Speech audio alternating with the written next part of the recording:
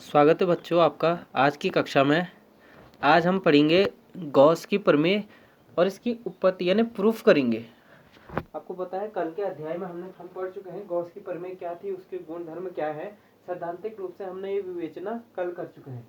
आज हम जो है गॉस की थ्योरम का प्रूफ करेंगे। तो उसके लिए हम क्या करेंगे, गॉस की प्रमेय क्या कहती है कि किसी भी बंद पृष्ठ से गुजरने वाला कुल विद्युत फ्लक्स उस पृष्ठ द्वारा घिरे हुए आवेश के 1/ε0 गुना होता है। अर्थात we have to prove that phi E is equal to बंद पृष्ठ close integration E dot D A.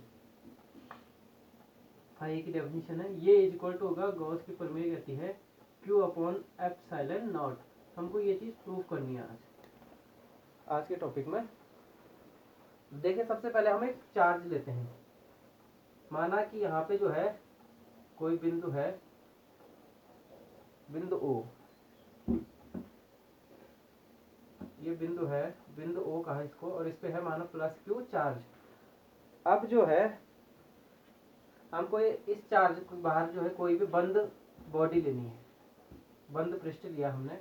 तो पृष्ठ का आकार किसी भी प्रकार का हो सकता है। गॉसियन पृष्ठ में हमने जो पिछले टॉपिक में विवेचना की है गॉसियन पृष्ठ की, हमने कहा वो पृष्ठ कैसा भी हो सकता है, लेकिन जो है पहले जो है उसको क्या होना चाहिए, बंद होना चाहिए। तो ये बंद पृष्ठ है गॉस का। अब इससे जो है हमको गुजरने वाला कुल फ्लक्स निकालना है और फिर ये थ्योरम जो है प्रूफ करनी है। अच्छा, इसके लास्ट वाले आधे भाग में हम क्या करेंगे कि गॉस की प्रमेय से कूलाम का व्युत्क्रम नियम डिराइव करेंगे। तो डेरिवेशन एक और होगा इस टॉपिक में, आज के सब्जेक्ट में। सबसे पहले हम क्या लेंगे, इसको आप कैसे बनाना ये चित्र दिखाने के लिए। फॉर एग्जाम्पल यहाँ पे हमने एक छोटा एरिया ले लिया, माना सपोज यहाँ पे हम क्या करेंगे, एक छोटा सा एरिया ले लेंगे और ये बिंदु P है, माना ये बिंदु P के अराउंड एक छोटा सा एरिया लिया। अब बिंदु O और बिंदु P को मिलाएंगे इस प्रकार से। तो ये हो गया वेक्टर R आपका। ये क्या हो गया, वेक्टर R। माना R दूरी है तो वेक्टर R हो गया।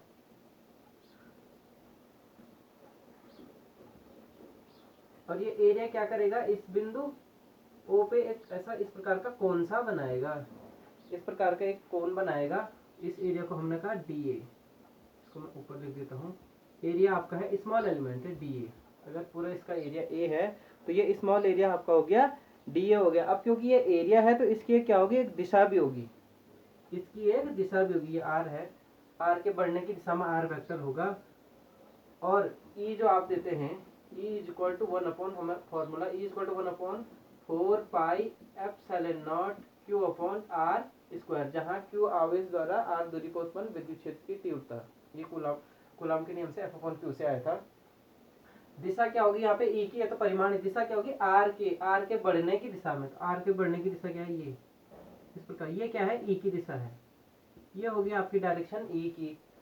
अब ये एरिया वेक्टर है, इसकी भी जो है एक डायरेक्शन होती है, और वो डायरेक्शन क्या होती है कि उस एरिया के लंबवत बाहर की ओर, उस तल के लंबवत बाहर की ओर हम एरिया की डायरेक्शन लेते हैं। तो सपोज हमने कहा ये एरिया की डायरेक्शन इस प्रकार से DA, और हमने कहा दोनों के बीच क्या एंगल है, थीटा। दोनों के बीच कितना एंगल हो गया, थीटा। सॉरी, वेक्टर से दिखाएंगे। DA ये वेक्टर की दिशा हो गई, ये A की दिशा हो गई हमारे पास। सबसे पहले डी फाई करेंगे। Phi E is equal to close integration E dot D A. Phi E is equal to close integration E dot D A, जिसको कहेंगे ई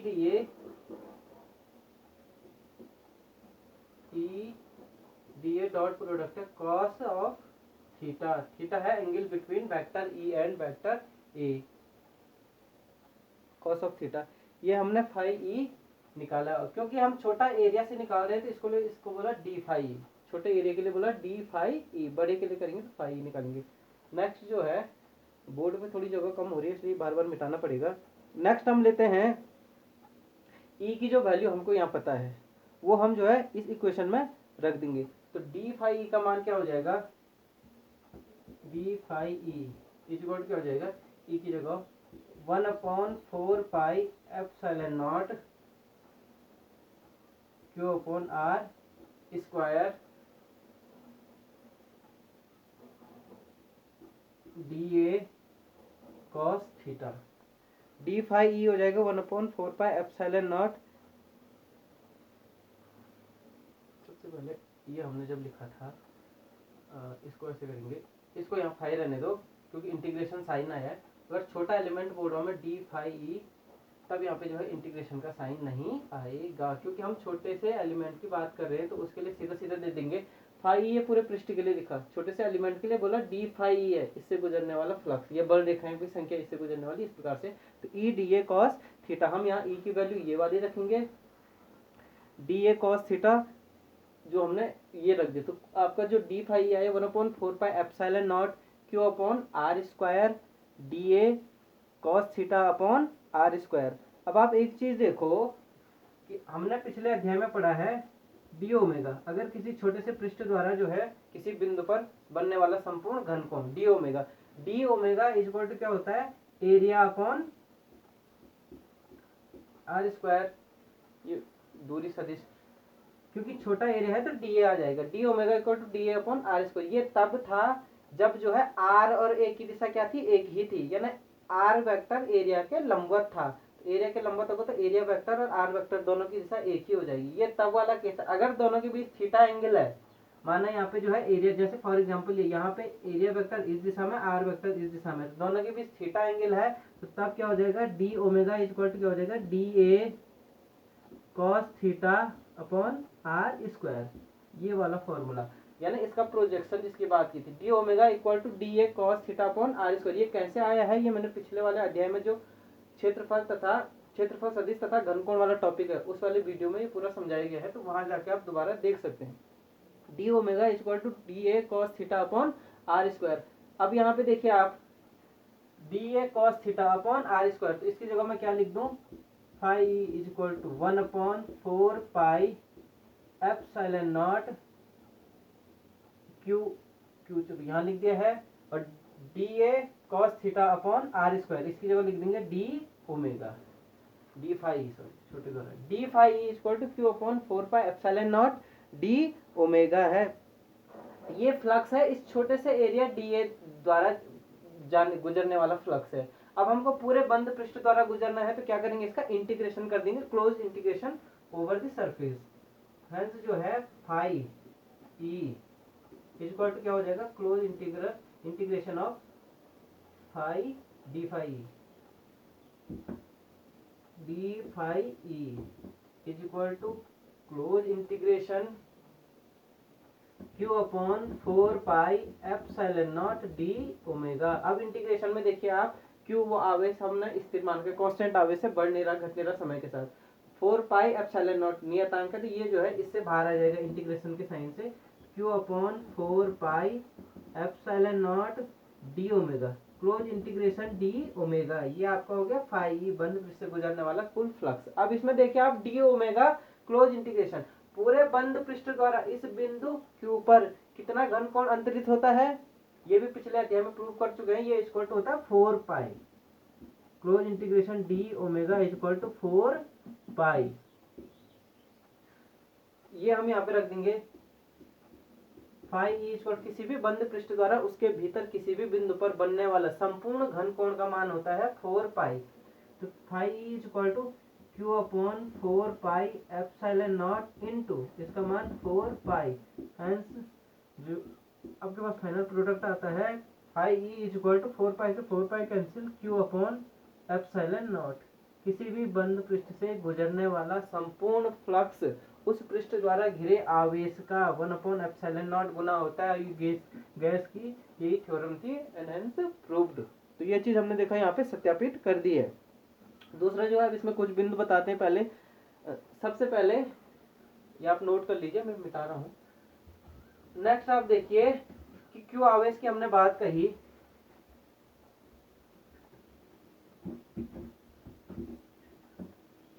अगर जो है यहाँ पे क्यू आवेश ना होके क्या हो, क्यू के साथ साथ माना Q1 है, ये प्लस Q1 है, माना ये Q2 है, प्लस में माइनस Q3 है, प्लस Q4 है, माइनस Q5 है, इस प्रकार सोन कई आवेश हैं, इस पृष्ठ के अंदर कई आवेश हैं। तब जो है हम कैसे देंगे, कुल गुजरने वाला flux phi E is equal to 1/ε0, ये तो कांस्टेंट है, एंड समेशन ऑफ क्यू, तब इस प्रकार से दिया जाएगा। तो इन सारे आवेशों का बीजगणितीय योग, बीजगणितीय योग कहा था आवेशों को चिन्ह सहित लेना है, प्लस माइनस टोटलिंग करके वो इसलिए समेशन आया। तो phi is equal to 1/ε0 summation Q.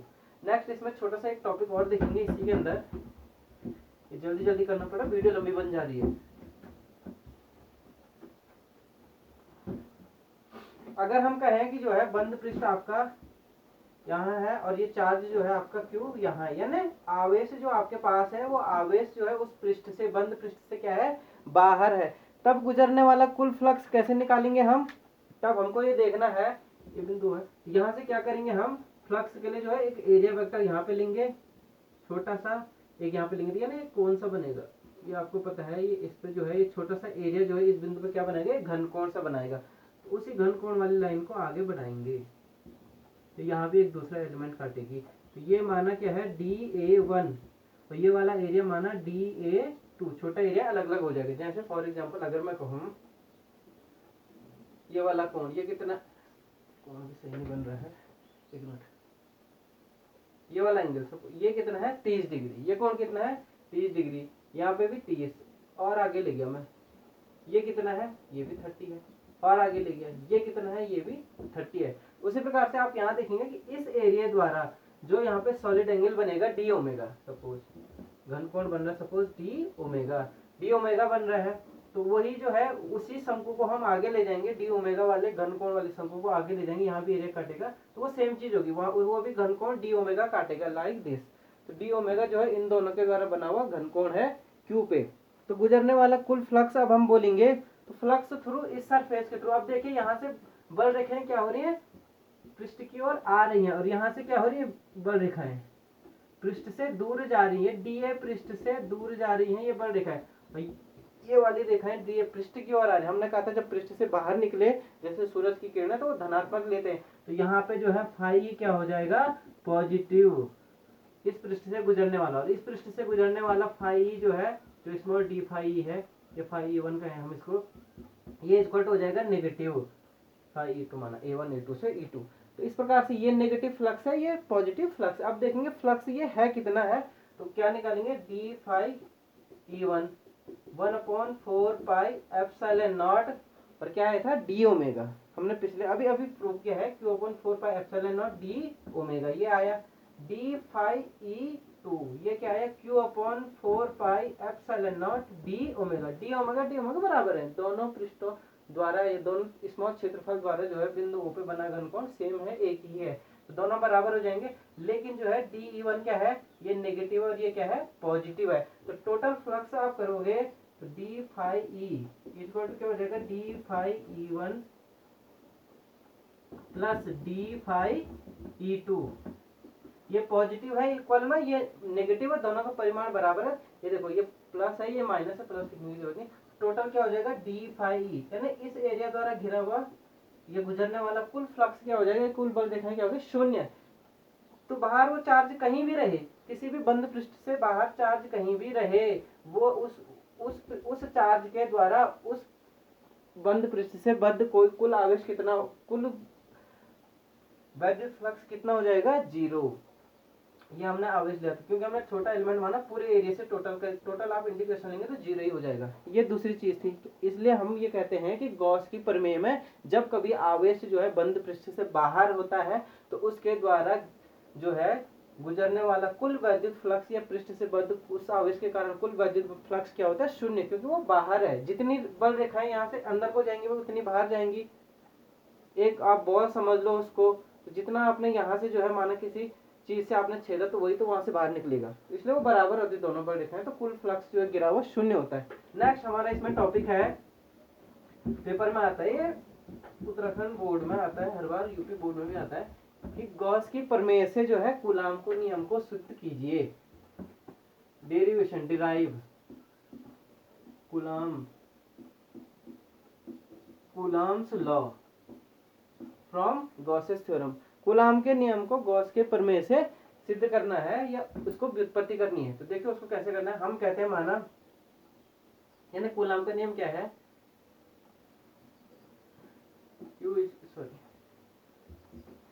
Coulomb के नियम के लिए विद्युत क्षेत्र, देखो किसी भी बिंदु पर हम कहते हैं E का मान क्या कहता है, F इक्वल टू क्या है 1 अपॉन, थोड़ा तरीका आपको अलग लगेगा, F equal to 1 upon 4 pi epsilon naught Q1 Q2 upon R square, ये किसी बिंदु द्वारा है Q1 Q नॉट।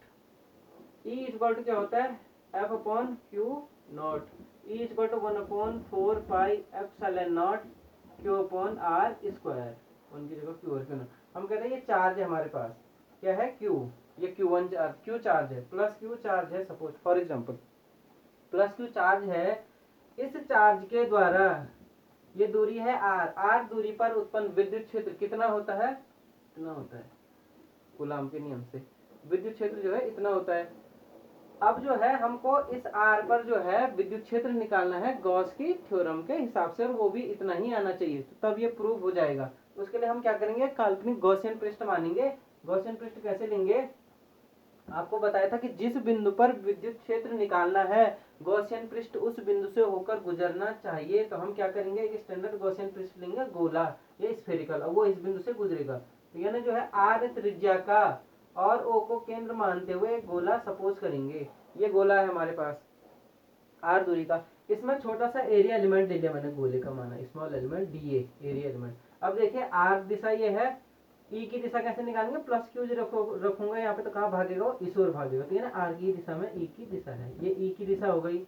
अब आप देखिए, आपको पता है किसी भी गोले का जो है जो त्रिज्या है वो उसके पृष्ठ के प्रत्येक बिंदु पे क्या होगी, लंब होगी, जैसे वृत्त में बताया था, तो लंब होगी, तो यानी जो है ये R की दिशा में क्या होगा आपका DA वेक्टर, या इस एरिया पे लंब क्या होगा DA वेक्टर, उसकी दिशा भी R है, E की दिशा भी R है, DA वेक्टर की दिशा भी R है, तो दोनों वेक्टरों की दिशा एक ही है ना, दोनों एक ही दिशा में है, तो दोनों के बीच का एंगल क्या हो गया, 0 हो गया है। गॉस के नियम को इसको यहाँ पे हम अप्लाई करेंगे, फाई ई इक्वल टू क्या हो जाएगा, 1 Q upon epsilon naught, phi equal to Q upon epsilon naught, और फाई की वैल्यू होती है close integration E dot D A, तो देखिए Q अपॉन एप्सिलॉन नॉट। अब देखिए एक चीज और, ये E है, इस गोले के सभी बिंदुओं पर E का मान क्या होगा, नियत, क्योंकि ये सममित है, इसलिए पिछले अध्याय में बताया था कि गोलीय पृष्ठ हमेशा सममित लेते हैं। E कांस्टेंट होगा, E क्या है यहाँ पे कांस्टेंट, अरे यहाँ से देखिए E 1/4, क्योंकि अगर Q नियत है तो R पे तो डिपेंड कर रहा है, R तो गोले के लिए त्रिज्या तो कांस्टेंट होती है, इसलिए E क्या है, प्रत्येक बिंदु पे E नियत है इस गॉसियन पृष्ठ के, इसलिए यहाँ पे इंटीग्रेशन के बाहर आएगा, जो चीज कांस्टेंट है वो इंटीग्रेशन के बाहर आ जाती है, E और DA close integration of DA, ये हो जाएगा Q upon epsilon not E हमने फाइंड करना है, क्लोज इंटीग्रेशन DA, यानी इस पूरे गोले का एरिया, छोटा एरिया अगर DA है तो पूरे गोले का एरिया कितना हो जाएगा।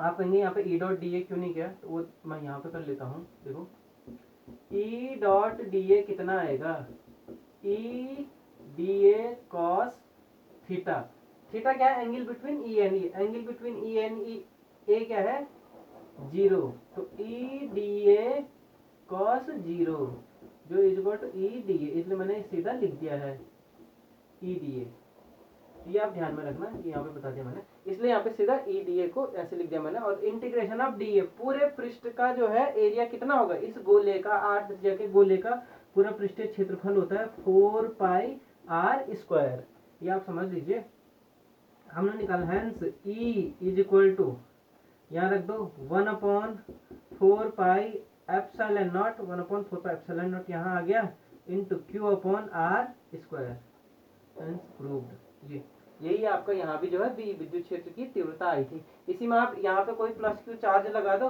तो फोर्स आप ऐसे भी निकाल सकते हो, F इज इक्वल टू क्या होता है E इंटू Q0 चार्ज रख दूंगा मैं यहाँ पे, माना यहाँ पे मैंने Q0 चार्ज रख दिया है, तो अगर F निकालना है तो F is equal to E into Q0, E की वैल्यू ये आ गई, हमने गॉस के प्रमेय से निकाला, तो ये लगा देंगे 1/4 पाई एप्सिलॉन नॉट Q आवेश into Q naught upon R square, ये ये आपका एफ भी आ गया है। तो ये गॉस की प्रमेय से हमने जो है कूलाम के नियम की उत्पत्ति कर ली है। इसको ध्यान से नोट कीजिएगा, ये एग्जाम में आती है ये चीज़। धन्यवाद।